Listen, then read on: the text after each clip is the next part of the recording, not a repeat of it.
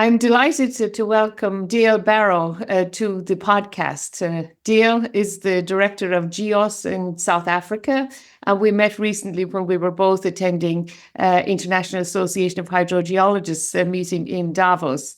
So GEOS is a groundwater consulting company that provides expertise on groundwater exploration, geophysical surveys, yields, and water quantity and water quality analysis, along with numerical modeling. So I really appreciate you taking the time to chat today, Dale. Thank you so much for joining us. Thank you, Bridget. It was wonderful meeting you earlier this year, and thank you for having me. So Cape Town made a huge reputation for itself with the Day Zero in 2015 through 2017. And I guess that was linked to El Nino conditions and also maybe not very resilient ground system for water management in Cape Town, being totally reliant on surface water reservoirs, I guess about 6 reservoirs. And it seemed that they decreased from 72% of capacity at the beginning in 2014 to 50% in 2015, and then 15% in 2017. So, and the threshold for Day Zero, I think, was 13.5%. So maybe you can describe what you did during that time and, how you're managing water resources now in Cape Town. Yeah, thanks, Bridget.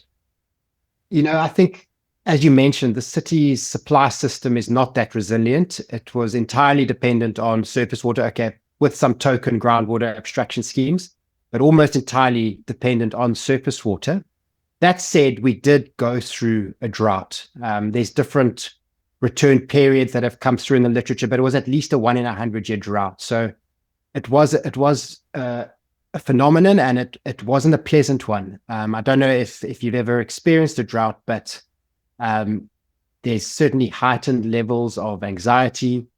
You can live without electricity, without power, as we know here in South Africa, but you can't live without water, and you can see that people know that, and they start to panic. So it was a real time of uncertainty. But I think looking back in hindsight, there were some positives that came from it, and I think we'll touch on them as we go through the podcast today. But to come to your question, how did the city respond?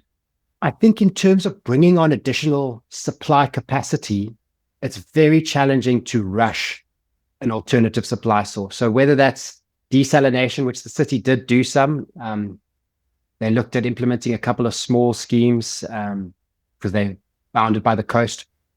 They also progressed and advanced their groundwater development programs from the Cape Flats Aquifer and the Table Mountain Group Aquifer. But to bring on any meaningful volumes from these schemes doesn't happen overnight. So there wasn't much in terms of additional supply that came online. They also looked at reuse, and they're looking at reuse. And I think there's a lot of benefits that have come out of the drought in terms of looking at these alternative supply sources. And the city is increasing its resilience to future droughts because we know they will come. But I think getting through the drought itself, it was much more around demand management, looking at water saving technologies, the cost of water, and penalizing big users and restrictions on water usage. And then I think probably their biggest success was their public awareness campaign around the Day Zero, that term that just captured what was possibly going to happen, that the taps would literally run dry. And as I mentioned, you can't survive without water. And whether that's a household concerned about their livelihood or having to stand in queues for water, or whether it's a business that won't be able to manufacture or keep its doors open, there was a lot of anxiety. And as I said, I think that's where there were some benefits that came out. And I think for groundwater, when you're faced with no a surface water supply source or a municipal supply source that's going to run out, where do you turn? Well, one of the positive attributes of groundwater is it's pervasive. It's literally under our feet. And that's what almost everyone looked at. And as a company operating in that space, it was a crazy time, but in hindsight, there were some positives that came out of that. And we saw residents, industry, just drilling like crazy. And in South Africa, we don't really have a governed industry when it comes to borehole drilling. So you could literally come to South Africa, buy a drill rig, and tomorrow you could be a driller. And many people did that. So similar to what we have when we've got periods of load shedding with Eskom power, a lot of people coming into the solar market. We had almost everyone who was maybe at a loose end trying their arm at borehole drilling. So we had hundreds of boreholes being drilled on any given day. We had the price of drilling going up, 400%, and the phones were ringing off the hook. People desperate to make sure that they do not run out of water. It's interesting. I mean, we can't waste a good crisis to improve situations. So I think in the long term, then we can make ourselves more resilient. And I guess depending on surface water almost entirely before the drought, 6 major reservoirs, and then they went down to, maybe 15% of capacity. So you really were, and it was obvious because you can see surface reservoirs, people could see it. Yeah. And then even that surface reservoir storage had not been keeping pace with the population growth in Cape Town. I mean, I was reading that your population grew from 2.5 million in 95 to 4.1 million in 2015. So that was like a 70% increase in population, and your reservoir storage capacity only increased about 17%. Even the surface water storage was not keeping pace with the population growth. And you're quite right. Yeah. No, I think there's a phenomenon happening in South Africa called semigration, where people are migrating to Cape Town. So the population has boomed, and I think, yes, the growth in the reservoir capacity hasn't mirrored that, but it must also be said that it was a 1 in 100-year drought. It was climatic factors. And you mentioned, these drying up dams. My parents' farm on one of the biggest supply dam to the city, and it's just amazing what the change does to one. Normally you look out over this expanse of water, and it became a desert. And as the storms come across that desert, now you have dust storms, everything coated in dust, the apples coated in dust. It was actually a really depressing time to be in Cape Town and in the surrounds. And I guess one thing is having an intense drought, but then when these droughts, when they last for a long time, it gets even the cumulative effects are even more difficult and more challenging. But as you mentioned, groundwater is ubiquitous, so groundwater is everywhere to some extent. And so people could drill wells. And so people in Cape Town, then it seemed like they were hiring drillers and drilling wells in their backyards, I assume, for the residents. And then even the commercial small industries also drilling to have groundwater supplies during that time. So that was one of their ways. I mean, I guess it's like putting solar panels on your roof. You're taking yourself off the grid, and you're making yourself resilient by having your own source of water. Yes, and that was incentivized by the custodian of our water resources. The Department of Water and Sanitation was encouraging residents to develop their own source where they could, as was the city of Cape Town. Obviously, after the drought, there's the loss of revenue aspect, which comes into play. But during the drought, it was just, if you can get water to sort yourself out, go for it. So between the demand management during the drought, conservation was a big factor because, as you said, you can't bring on new sources of water overnight. It takes a long term to plan and to develop the infrastructure and all of that sort of thing to develop new sources of water. So the main approach then was demand management. And you mentioned when we spoke before that there were like 6 or 7 different phases of demand management, going from 100 litres per person per day to 25 litres per person per day in the city to reduce. And then I guess these groundwater supplies then helped to offset that, so people could use less of the water mains in the city. Yes. So typically in our summer months, the city of Cape Town's water usage can exceed 1,000 megaliters per day. And there was this target set to get that down below, or in the region of 500 megaliters per day. So it was to halve that typical consumption of the city. And again, through this Day Zero awareness campaign, they also published a weekly dashboard on how the levels were doing, what the consumption was looking like. And they even went so far as to publish the big users of water, which was fairly controversial, and maybe we wouldn't do that again. But yes, it was all around driving down consumption. And as you mentioned, when you've got groundwater as an alternative, are you really going to let your beautiful garden run dry? Are you going to let your swimming pool go empty? Or are you going to close your factory? If you can afford not to, you're going to invest in groundwater.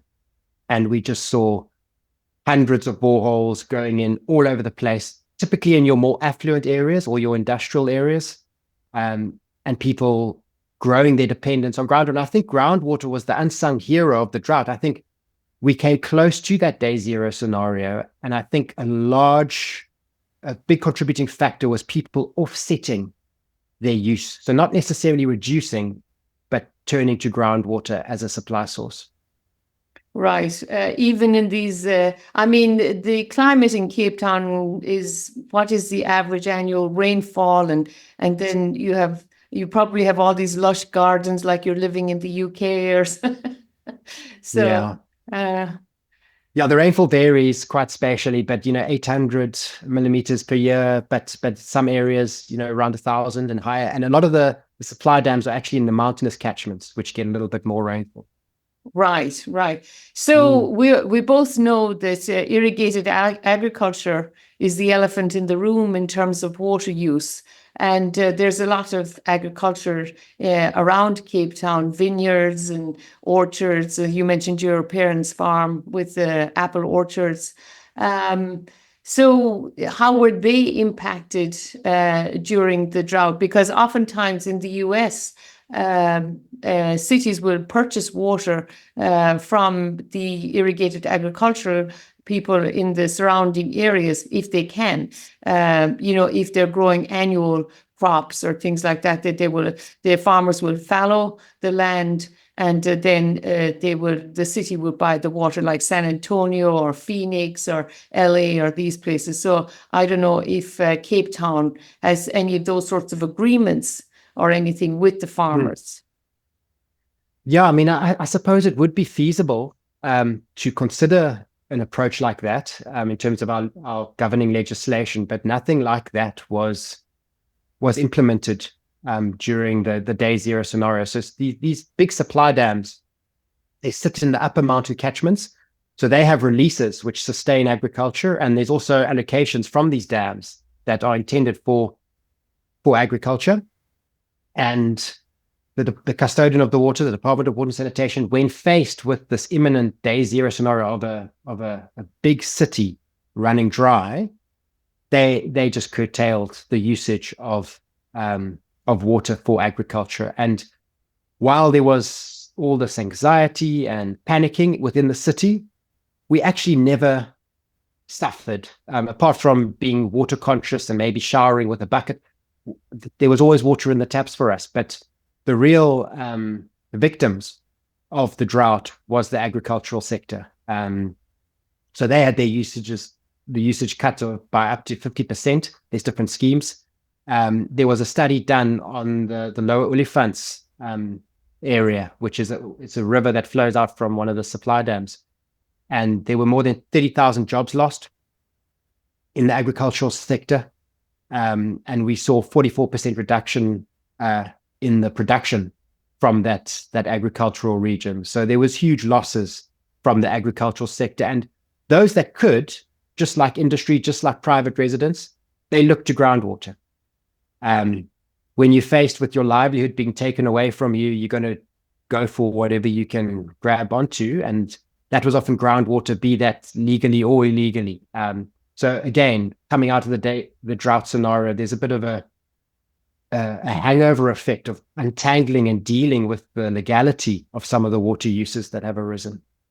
And much of the agriculture in the vicinity of Cape Town, it's mostly vineyards and orchards and things like that. So they're perennial plants, and so you can't fallow them. They're not annuals, so you can't readily fallow them. So I guess that's another thing that affects your ability to respond to droughts. I mean, California also has seen a big increase in almond orchards and things like that because of the economics of it. But then it means that they've hardened their demand, whereas in the past they might have been able to fallow crops that were annuals, but now they can't do that because that's a big investment, an orchard or nut trees or things like that. So I guess it's a similar situation that you were facing, that you couldn't readily fallow. Yeah, it was a tough one for the farmers. We saw them taking the crops off the plants just to try and keep the plants alive. For many of them, that was the goal, not to try and produce anything, but just to get through. Right. Yeah. So, but some form of compensation would have certainly been advantageous and helpful to the agricultural industry. Well, I think we'll be seeing more of this in the future, as cities keep growing and they need more water, and they may be buying water from the agricultural sector because they've been using the most water in the past. So if they can come up with an approach to compensate farmers or to manage it, I think that will be one of the buffers that the cities will be looking at, is buying water from rural areas and transporting it to the cities. And we're seeing that in the US Southwest quite a bit. So you work for Geos company, and I met Julian Conrad, who began Geos in 2001. I was doing a short course on recharge with Rick Healy about 10 years ago. We were invited by Yangqing Shu in University of Western Cape, and so we thoroughly enjoyed the visit and learned a lot. It was wonderful. So maybe you can describe the company and what you have been doing to expand groundwater development since the day zero, and and the different types of efforts that you or approaches that you use to explore for groundwater. Okay, yeah, thank you for that question. So GEOS really specializes in hydrogeology, and I think leading into that day zero scenario, we were a small team of groundwater scientists, 5 to 10 people. The company was started in the early 2000s by Julian Conrad, who you mentioned, and we've sort of grown organically since then. I joined in 2008. But going into that day zero scenario, it felt like we were just a team of hydrogeologists working together. And one of the positives, I mentioned there were some positives from the day zero, from the drought. One of the positives was we just had to deal with this massive increase in demand. So we needed to bring on a lot more hydrogeologists into our team.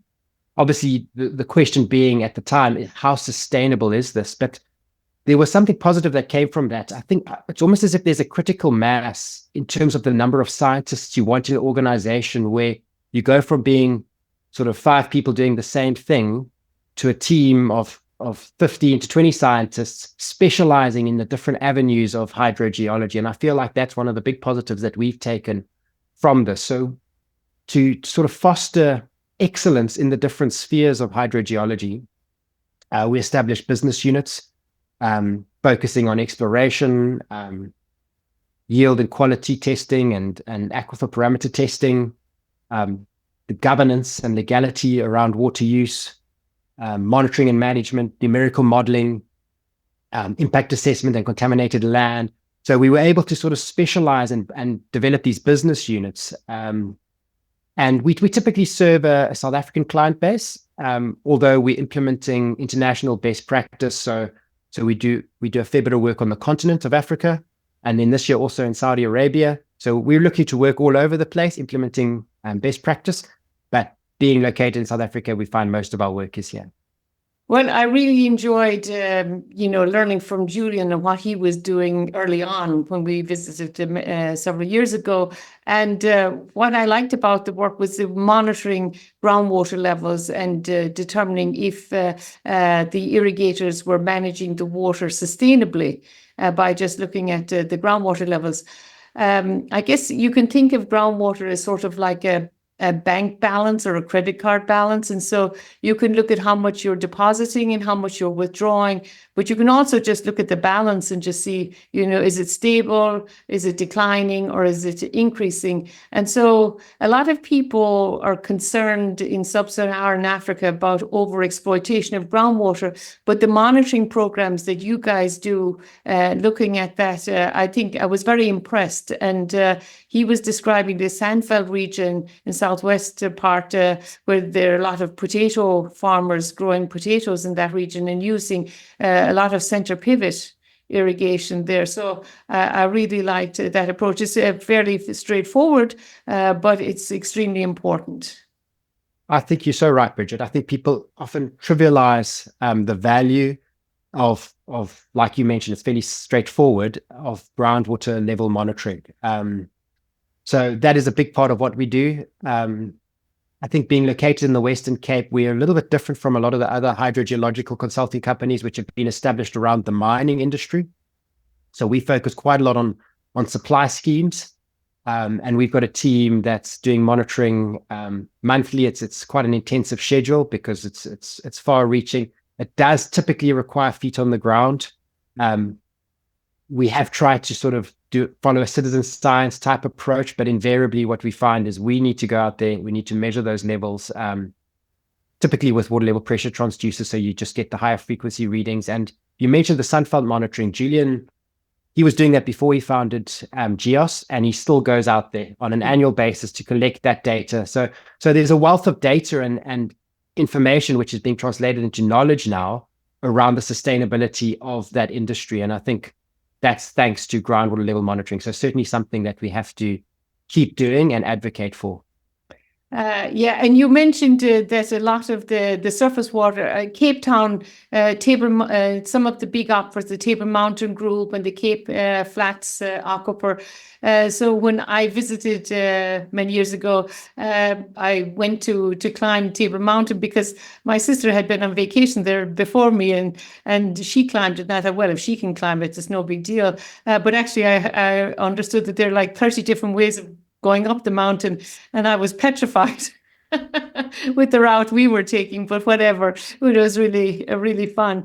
Maybe you can describe these aquifers, the Table Mountain Group aquifer, and also how it's connected to the surface water. That's another thing. You emphasize that you're a group of hydrogeologists, but you also look at the linkage between groundwater and surface water, and I think that's very important then. And maybe you can describe some of those studies. Okay, I'd love to. So in terms of the Table Mountain Group aquifer, or let's talk about the geology, the Table Mountain Group, it's a succession of predominantly quartzitic sandstones, about 1,000 meters thick, separated into two main aquifer units. The Peninsula Formation, being the lowermost unit, is what you hiked up when you climbed Table Mountain. Quartzitic sandstone you would have seen, very resistant to erosion, so it would have been a very steep slopes. And then there's also the upper aquifer, the Nardo subgroup, also quartzitic sandstones, also about 500 meters thick. So you've got this fantastic fractured rock aquifer. It's been intensely folded and faulted. It runs all along our south coast to Port Elizabeth, hundreds of kilometers along our south coast, and then also up our west coast to the Cedarburg. Highly folded, highly faulted, fractured sandstones, typically forms our mountainous regions because it's resistant to erosion. And a number of our dams are in these mountain catchments. So in other words, proximal to the Table Mountain Group, it's outcrop. And the city's actually been looking at the Table Mountain Group aquifer since the early 2000s. So they actually initiated some baseline monitoring trying to investigate what the potential would be of taking out groundwater from the TMG aquifer, what that impact would be on the groundwater-dependent ecosystem. So I don't know if you noticed when you climbed Table Mountain, but if you go hiking in these mountain regions, even if you go at the end of our dry season, which is our summer, if you hike in the mountains, you see these wetlands, you see these streams that are flowing, even though we've had minimal rainfall for a couple of months, suggesting that they've got a groundwater contribution that's sustaining them. So the city initiated this baseline monitoring in the early 2000s. And then with the drought, they just intensified their efforts and launched into exploration drilling, production borehole drilling, targeting both the upper aquifer, boreholes in the region of 200, 300, 400 meters, but then also targeting the deeper confined peninsula formation, which proximal to their Steenbras Dam is at around 800, 900, 1,000 meters deep. Difficult drilling, very hard quartzitic sandstone, but good quality water, and they're targeting it around the Steenbras Dam as well as some of the other major supply dams. For now, they've only got production boreholes around the Steenbras Dam. So we've initiated a monitoring network there, stretching back to 2007, 2008, but obviously being enhanced and improved upon since then, where we're looking at groundwater levels, we're looking at shallow water levels within the wetlands themselves. We're looking at soil moisture data, and then we're also working with ecologists and botanists to translate the link between soil moisture and groundwater level to how well the ecology is doing of these sites. So we've got quite a wealth of data. And what the drought actually did was it gave us a period of water stress. So we're collecting this data in a lot of catchments where there hasn't been abstraction. But going through a drought scenario, what we could see was what happens when the groundwater levels do drop slightly. So that's been interesting data. And what we're currently wrestling with now is just that relationship between water level and soil moisture. And we're looking at maybe building a SWOT model currently, integrating that with a numerical flow model, just to unpack what impact of abstraction would mean to the soil moisture within these wetlands. So I guess the long-term drought in before the day zero was like a test then to how well these wetlands would withstand, and so it's sort of a bit like a proxy then for impacts of over abstraction too, and so it's great data to have to see how resilient those wetlands are. And as you mentioned, after a few months of almost no rain during summer, they're still flowing small streams and wetlands and stuff fed by groundwater. And so that's really interesting. So groundwater dependent ecosystems then are very important to maintain those, and then not lower the groundwater levels too much that you cut that connection off and then you destroy those ecosystems. So you're doing a lot of monitoring then, and that's fantastic. That's really time consuming to maintain those monitoring programs. But being out in the field a lot and doing those monitoring programs, you get to understand the dynamics of the system and the response of the system and how it adapts and how resilient it is. So that's very interesting. And you mentioned, some of these wells 300-400 meters deep or up to 1,000 meters deep. It must take a lot of energy then to pump groundwater from those depths. So is that energy from the grid, or what's the energy source for those wells that they're planning on using?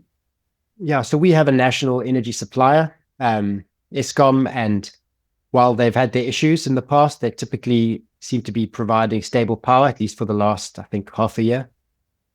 But in effect, actually, even though these boreholes are drilled to 1,000 meters, 300 meters depth, typically when we target the confined aquifer, the peninsula formation, it's artesian. So this lower aquifer is recharged in your mountainous regions around the catchment. So those are artesian, and then even the upper aquifer, the levels are close to the surface. So it's certainly not too expensive in terms of pumping. Interesting. But the Eskom power has been an issue, and there's actually been a fault that's hindered the commissioning of the well field in Steenbras currently. So that's something that they're working on. But literally, as we speak, within this month, we're expecting some of those boreholes to come online. And the big focus now is around managing that abstraction so that we don't exceed these thresholds where we start to do damage to these amazing ecosystems. Right. And so you mentioned that now the groundwater is artesian under pressure and stuff, but as you abstract water from these, then you will slowly depressurize it. And so it will probably no longer be artesian after some time, I would assume. And then it get more and more expensive to pump the groundwater. Yes. Yeah, that's correct. I mean, I think the pumps probably wouldn't be deeper than 150 meters. So from that sort of depth, there is a greater cost in terms of pumping. These target areas have been chosen based on their proximity to supply dams. So in terms of getting the water into the supply system, relatively accessible for the city. And I think in terms of impacts on groundwater dependent ecosystems, the lower aquifer is certainly of a lesser risk. It's confined, and geologically, you can see the aquitard, the confining layer. So we don't anticipate a major issue there. And that was certainly the initial target, to target the confined aquifer and therefore not impact on these groundwater dependent ecosystems. I think given the challenging nature of accessing that confined deeper aquifer, the cost of drilling, and also the yields, which maybe aren't exact as they were anticipated to be in that lower aquifer, a lot more focus has been put on the upper aquifer, from which we will anticipate more interaction with these groundwater dependent ecosystems. So we're in a situation currently where we're needing to manage this very carefully and look very closely at how we utilize these bores, particularly in this one catchment. Right. And so getting back to the city itself, Cape Town, there's a shallow aquifer there that's contaminated from industrial discharges and other things. And that is connected to the surface water. And I was very interested to read about the Livable Urban Waterway project in the Sand River catchment. I thought that was fascinating. Maybe you can describe that a little bit, Dale. Yes. So the Cape Flats aquifer is one of we don't have many primary aquifers in South Africa, but the Cape Flats aquifer is one of them.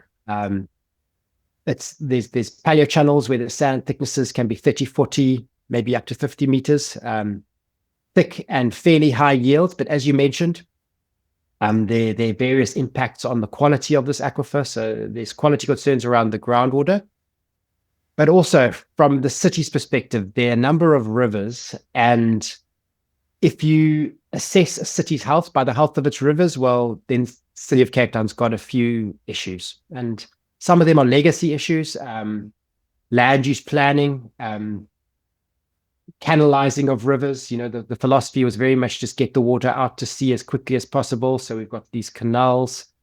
So the city of Cape Town, sort of, I must commend them for this project. But they came up with this concept of a livable urban waterway. It's similar to sponge cities or water sensitive cities.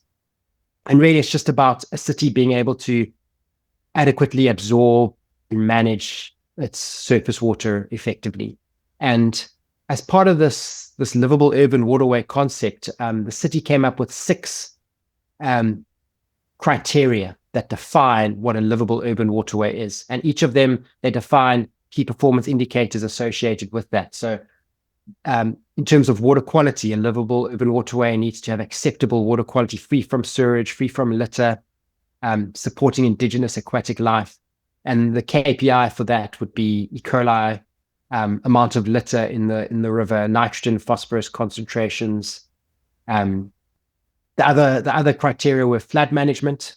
So whether the river could handle the flood levels without posing a risk to the surrounding community. Ecological functioning, is it providing a healthy habitat, allowing the movement of aquatic life and plants and animals along the waterway. One of the 4th criteria is connectivity to the water table, to the floodplain.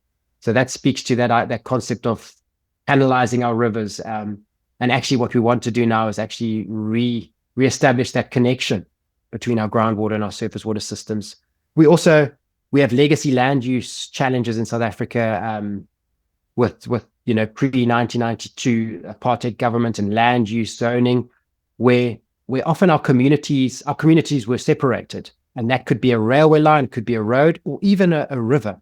And certainly that's not what rivers were created to do. They should foster community engagement. So the fifth criteria of a livable urban waterway is it's a place where communities come together. And then the sixth criteria being ecosystem services and benefits. We want our urban waterways to give us those sort of undefined benefits in terms of potential water quality improvements, social well-being. They're typically harder to define, potentially even economic benefits. And I think the study in the Sand River catchment really came to the fore because you've got the Sunflay estuary, which is a beautiful estuary with potential as a water sports hub. You've got Muizenberg Beach, a tourist destination. And on account of the water quality challenges at these sites, they had to be closed in terms of the Sunflay, and there were newspaper articles on the Muizenberg beach water quality. And obviously, if you want to solve the water quality at the estuary, you actually have to look at the whole catchment. And that's the approach that the city's taken to this. So it was a fantastic study. We brought the groundwater expertise, and there was a whole panel of specialists from landscape architects to ecologists and botanists. But just wonderful to be working on a project of this nature with the city to address one of its rivers, and they're rolling this program out at other rivers now as well. And so that's fantastic, that comprehensive approach then, looking at all aspects and trying to improve the situation. Is all the wastewater treated in Cape Town, so you don't have any discharge of untreated wastewater, do you? So that is an issue, and some of our target sites were based around where we suspect the city's sewage infrastructure is leaking, or where there are sewage leaks.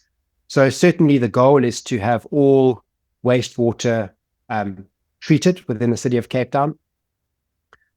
There are areas outside of the Sand River catchment where we've got informal settlements, and that poses a significant risk to groundwater quality. So there's some real concerns in areas where we don't have waterborne sewage, but for the most part we do. But even where we do, there's leakages that are affecting on river quality. So some of the improvements were, because also our stormwater quality poses a risk to these systems. So some of the recommendations that came out of our study was a stormwater inlet sort of holding bay, forebay, because what we were finding was that the really poor quality stormwater was in your dry season, where you don't have that dilution effect. So just having a forebay where you could retain that, litter traps. And then the main recommendation coming from our study, as well as some of the other specialists, was around slowing the flow down, creating off-channel wetlands, riprap sections within the river to slow the flow, allow for infiltration, interaction with groundwater, and some natural attenuation from these wetlands and river sites. Right. So I guess these are some of the what we call nature-based solutions now to improve water quality and even out the water discharge and stuff. And so you mentioned that in the past a lot of the rivers were canalized to try to get the water out as fast as possible. So are you actually removing the concrete and removing some of these canals? That must be fascinating to re-engineer to make it more natural. Yes. So I think I had the easy job of looking at the groundwater levels and what I expect would happen. So it was interesting. It was obviously a disconnected stream, and you could see that in the hydraulic levels between the river and the groundwater. And we could make recommendations or predictions in terms of what was going to change when they removed the canal lining. But we didn't have to then wrestle with the flood mitigation. So we've got hydrologists on the team that are then modeling the impact of removal of these canal linings and making recommendations to ensure that, as per livable urban waterway criteria number 4, I think it was number 4, that the river doesn't pose a risk to the communities living adjacent to it.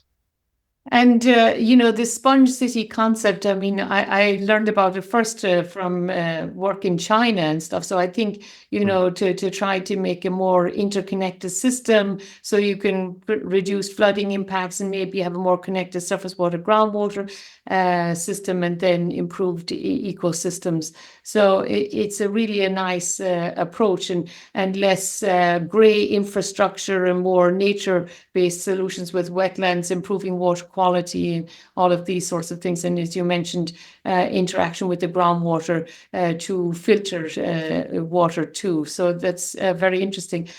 So the Cape Flats aquifer, then, that's a shallow aquifer underneath Cape Town. I'm not sure how deep the water table is, but then because it is a shallow aquifer, it's very vulnerable to contamination and industrial effluent and leaking sewers and stuff. So maybe you can describe that. You mentioned earlier that you've got these paleo channels with thick sands and stuff, and how are you going to protect and improve the water quality in the Cape Flats aquifer? And I guess a lot of the residents that drill boreholes during the drought period, are they accessing Cape Flats aquifer, and is the water quality that they're getting good, or are they just using it for lawn irrigation and things like that? So certainly, yes, there were some residents drilling into the Cape Flats aquifer, although typically a lot of the affluent suburbs are off the Cape Flats, and they're called the Cape Flats because it's these flat sand lands, quaternary deposits. A lot of the more affluent suburbs are on the slopes of Table Mountain, so they don't really have access to the Cape Flats aquifer, at least not the high yielding portion of it. So typically they're drilling into what we wouldn't consider significant aquifers. But as you mentioned, the Cape Flats aquifer has significant risks and even legacy impacts in terms of the land activities that are taking place there and their impacts on groundwater. It's quaternary sand deposits, a very shallow water table. And this is quite interesting. So we've spoken about the big 6 supply dams. They're all situated in quaternary catchments outside of the city of Cape Town. So the city is effectively importing water from these catchments into the city. And the Cape Flats aquifer underlies a large portion of the city. And from discharges from wastewater treatment works or from leaking infrastructure, there's a lot of return flow that's going back into the aquifer, actually imported from these catchments. And what we're finding is that in winter months, we've actually got very shallow water table across the Cape Flats, even flooding, lots of ponding, and that obviously also exacerbates the potential for contamination. If you fly into Cape Town, one of the first things you see is just this massive sprawling informal settlement. So then again, we come back to this issue of waterborne sewage, and we don't have that within these locations. Often the waste handling is not sufficient. So there's a massive impact on groundwater in this region. And the Cape Flats aquifer is also one of the strategic supply sources identified for the city of Cape Town. So they're looking at getting 30,000 million liters per annum from the Cape Flats aquifer. Probably amounts to probably less than 5% of their total volume of supply, but in a drought scenario, that percentage would increase. And one of their big concerns is this water quality. So to mitigate that risk, they're looking at treating wastewater to potable standards and injecting that as a barrier to prevent further ingress of contaminated water, or saline water, because there's also a saline intrusion risk. And hopefully in time to improve the water quality within the aquifer. There's still pockets where there's good quality water. There's a whole agricultural region, which also poses a risk in terms of water quality, but that's dependent on that same aquifer. The Philippi horticultural area is using a lot of that to produce food for the city. So it's a fantastic resource, but the potential impactors on quality are many. And I think that probably goes for most urban aquifers. Right. I was just visiting in Brazil this fall, and so the city of Barrow, it has a shallow aquifer also that they like to tap, but it's very vulnerable to contamination from urbanization and all the related aspects.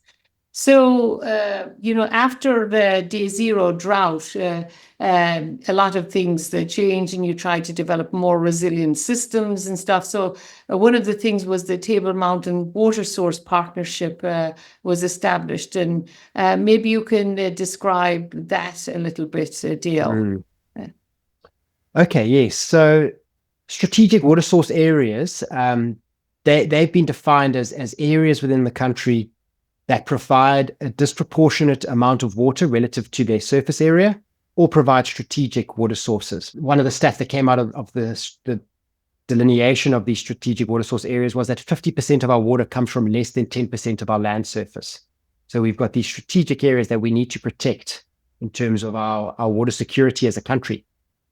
And the Table Mountain water source area, it's both a groundwater strategic area as well as a surface water. So from both perspectives, Table Mountain itself is almost like a water tower, generating additional precipitation, and there's a number of dams on the mountain as well. So from both these perspectives, and particularly coming out of the drought, there was this concern, what is the impact of all this unregulated drilling and groundwater development on the foothills of Table Mountain and across the city? This is a strategic water source area. We need to make sure that the water that's here is available for future generations. And yes, maybe private residents aren't using that much water, but maybe it's a death by 1,000 cuts. That was one of the terms that was coined during that period. And we actually did quite a nice project, which really preempted the formation of the Table Mountain Water Source Partnership, but it was around a citizen science project where we engaged residents in suburbs where there was a lot of groundwater development. So it's your more affluent suburbs. We did a hydrocensus, literally door to door, trying to get a sense of how many boreholes there were. We found borehole densities in excess of 800 boreholes per square kilometer. So if evenly spaced, that's a borehole every 50 meters. So obviously, this is a shared resource where residents are going to be impacting on each other. And what we did in these 6 communities where we did this project, which were the higher density borehole regions, was we offered water level pressure transducers. So we said, listen, we don't want to know how much you're using, because typically residents they were reluctant to share that. But if we can monitor water levels from your well, we would appreciate that data. And we had buy-in from residents across these areas, and we initiated a monitoring network around this Table Mountain.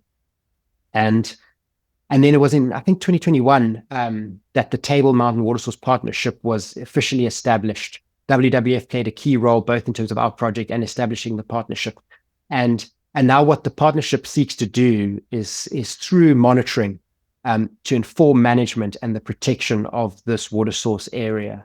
So I still volunteer on that as part of that partnership. And really what we're trying to do is just integrate data into a single repository and make that accessible so that users who are using a shared resource are aware of the health of that resource, what the water levels are doing. Well, that's fantastic. I hadn't heard the term hydrocensus before, but when people can see what's happening, I think it really helps them understand, and then maybe be more diligent about what they're doing, and more connected to water issues and where it's coming from and how it's changing over time.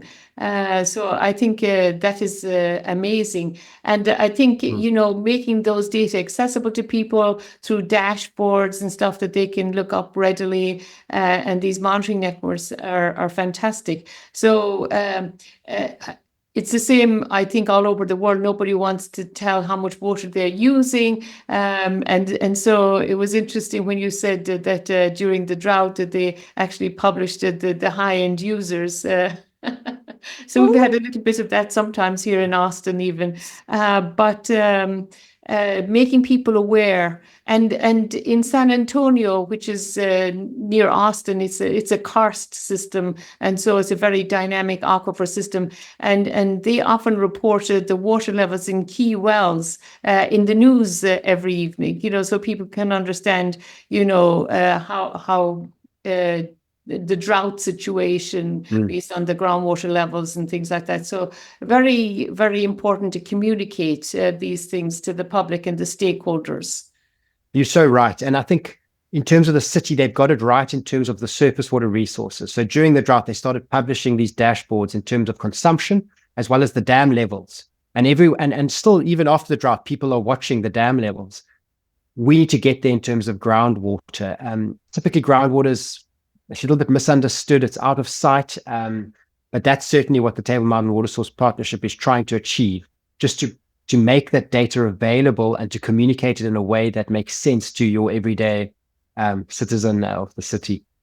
Yeah, I think, I'm not sure if it was last year, but the United Nations had the program Groundwater Making the Invisible Visible, and so I think doing some of these activities and stuff and getting the citizens involved in monitoring would make it more visible.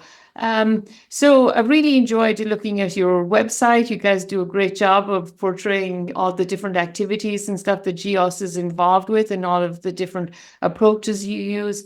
So it seems like you were also working with various municipalities around South Africa, and there were a number of different project descriptions where you were looking at groundwater for small cities, populations of 3,000 to 5,000. And I guess in those regions, oftentimes groundwater is the only option. So maybe you can describe maybe the Hantam Karoo project or some of these other projects a little bit and how you help them with developing the resources. Yeah. So South Africa is a country of contrasts. And we've spoken a lot about the city of Cape Town, which is possibly, arguably, one of the best run municipalities in the country. So we've got a lot of other municipalities that are not on the same level in terms of investment in their supply sources or attention in terms of groundwater. So the city of Cape Town is one of, I think, 2 municipalities that actually employs hydrogeologists. This is despite the fact that we've got numerous municipalities where groundwater is their only supply source, but that doesn't mean they employ hydrogeologists. So we've got a long way to go in terms of groundwater management at a municipality level, and just recognizing the need for hydrogeological skill sets municipalities. And other municipalities within South Africa they've actually realized a day zero scenario. I think Cape Town was prominent. It's a big city that a lot of people know about, but we've got lots of cities and small towns actually that have actually had to do water shedding. And typically, what's resulted in that? Yes, drought conditions, but we've got huge issues with vandalism and theft.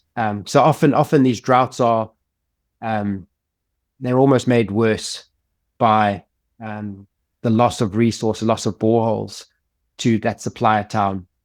So we've done numerous towns. In terms of developing additional supply, we're currently busy with Lambert's Bay. That's a town that's close to running out. And we've gone through the process of firstly doing a hydro census, similar to what we did in the Hantam Karoo, as you were asking about. So hydro census is really just trying to establish what yield and quality groundwater is available in the region surrounding the town. And that's typically our starting point for any groundwater exploration and development project. We follow that up with some geophysical surveys. Depending on if you're in the Karoo, we've got these dolerite intrusions, they can control in terms of groundwater flow. So a magnetometer works well for picking up the dolerites. Otherwise, electromagnetics or resistivity surveys. And typically out of our geophysical surveys, we go then to exploration drilling and production borehole drilling. And then obviously it becomes a wrestling match, because where the water is most of the time it isn't very convenient in terms of incorporating it into the town supply. So that's always a factor as well. I think one of the challenges we face with our municipalities is that the budgets only really become available when the crisis is being realized for these intervention projects. So we're hoping that's changing. Department of Local Government is investing in assessing water security across the province. But we need more of that at a municipal level, investing in the long-term supply sources for these towns. And then we're also involved in some of the other towns in terms of their resource management. As I mentioned, they typically don't employ hydrogeologists. What we find is that often they're not equipped to even measure a water level in a borehole or to collect a water sample. And they don't know what the water quality is that they're supplying to the town. So using fairly simple hydrogeological skills, measuring a water level, collecting a sample, and interpreting that data, you can actually have very meaningful results in terms of saying, don't use this borehole, the nitrate levels are dangerous. Rather use this one, rather pump this one slow. So it's quite rewarding work, I find, because without doing too much rocket science, you're able to make a real difference in a very tangible way, which is, one of the blessings of working in this industry and the space that we do. Right. And, when you describe these hydrosenses, it reminds me when I began my career was doing research in Southwest Ireland. I was on a bicycle and I had my water level meter in the basket in front of my bicycle and going around. I was really fit because I was riding 30, 40 miles a day doing these census, measuring water levels and everything. And so it was Sounds a fun amazing. time. Yeah. Wish I could go back to that maybe these days. And you mentioned, a lot of these small communities, they don't have hydrogeologists, but I mean, they really don't have the expertise. And we have the same issue in the US. We have these small rural systems. I mean, even in Texas, they're like 4,600 public water supply systems, and a lot serving very small communities. And then if you have a drought, and they don't really know when their well is going to go dry or things like that, they're supposed to let the state know when they've got so many, 180-day supply or these sorts of things. But I don't think they know that, So it's a real issue managing these small rural systems, and in terms of both quantity and quality, because we have, systems with a lot of contamination just from natural sources like arsenic and fluoride and things like that, and non-point source agriculture like nitrates, like you mentioned. So plenty of challenges there, so plenty of work for GEOS for many years in the future. So it's very interesting. You hosted the International Association of Hydrogeologists meeting last year in South Africa. And this coming year, you will be hosting the international meeting for Managed Aquifer Recharge, ISMAR, which I hope I will be able to attend. So very dynamic, very integrated globally, and you've got a good community. And maybe you can describe that and what your outlook is for water management in the future in South Africa. Are you optimistic about the situation and increasing resilience to these climate extremes? And as we were just talking at the beginning, you mentioned, you thought maybe you might be facing another drought this year with El Nino conditions, but I was looking at the reservoir data and they're all almost full at the moment, so you didn't see that. And you mentioned something about atmospheric rivers, which I've talked on the podcast with some people in California. So these intense events, they are very interesting. And when I was talking to folks in Brazil, they call them flying rivers. So we're always learning new things. So it makes it fun, I think. Yeah, it is a lot of fun. I heard about atmospheric rivers at World Water Week in Stockholm just before the Davos conference, and it's absolutely fascinating. And apparently that's what saw the deluge that we got. I think it was in July month this year, which actually, there were concerns, as you mentioned, around potential dry year. It's not that long ago that we had the day zero scenario, so people were watching the dam levels, and then we had a lot of rainfall, and atmospheric rivers played a role. But I think you can certainly teach me more about what that is. I just think it's fascinating from the little I've seen. But yes, you're right. We've got a very active and engaged hydrogeological community here in South Africa. We actually took a photo at the the World Groundwater Congress, and I think there were about 15 of us that made it all the way to Switzerland. And our currency does not go far when it comes to Swiss francs. And just to see that representation there, that was very positive. And then I think we've got a lot of towns that are very dependent on groundwater, particularly fractured rock aquifers. And so over the years, I think we've developed fairly good practice and a fairly established groundwater industry. We've got the groundwater division, which forms part of the Geological Society of South Africa, and they're very active in terms of training, developing, doing topical talks. So I think we've got a fantastic community, and yeah, it's a privilege for us to be able to host the groundwater conference like we did last year, and then ISMAR coming up next year. And I think it's just, we're very blessed to work in the space that we do. It's such an interesting, rewarding field. And there's so much opportunity to use it to do good here in South Africa and on the African continent.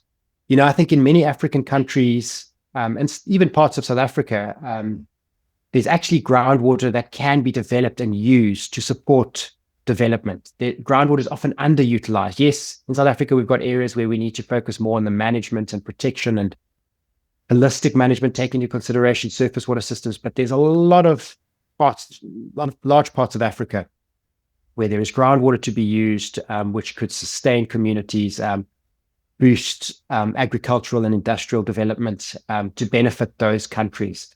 And so I think we've got a big role to play in that. And like I mentioned, even and you mentioned it as well, just measuring water levels can lead to some fairly powerful deductions, whether the use of a resource is sustainable, how it's performing in a drought scenario. So fairly easily we can make a big difference. And so yes, privileged to be in the space I am, working in the industry that I am. And then you asked, am I optimistic? I think so. In South Africa, there's a slightly heightened level of optimism at the moment, not just from a water perspective, but we've got a government of national unity, which is really what we need. We're such a diverse country, so many different languages and cultures, and we've got a government that represents that for the first time in a while. And so everyone's feeling a little bit of optimism. We haven't had load shedding, which is when they turn the electricity off for more than half the year. And in terms of water supply, certainly in the Western Cape, things are looking better. I know further abroad, Southern Africa, we're potentially looking at another drought. We're going into the summer season, which is a rainfall season up north, and northern Namibia, Angola, Zambia, Botswana. I've heard it said that if they don't get their summer rains, we could be looking at a famine. So it's quite a big region that's covered. But again, I mean, that just speaks to the need for us as scientists to be willing and ready to use our skills to uplift and help those around us. Well, that's fantastic, and I agree. Ian, the World Bank did a report on the groundwater use in Africa, and emphasizing that there was a lot more potential for groundwater development, and Jude Cobbing and others have talked about that in the past in the podcast. So I think that's great, and that's a challenge we need to meet as hydrogeologists. And then you mentioned potential drought further north, and I know in the Horn of Africa, the Famine Early Warning System group, and Chris Funk, who was one of the first people I interviewed, their ability to forecast droughts up to 6 months out and get the organizations together to avoid famines, is very powerful. And so a lot of ways to adapt to these things, and science helps. So our guest today is Dale Barrow. He's the director of GEOS in South Africa and groundwater consulting company. Thank you so much for your time and for describing the situation in Cape Town and surroundings. I really appreciate it. Thank you for the conversation, Bridget. I've enjoyed it.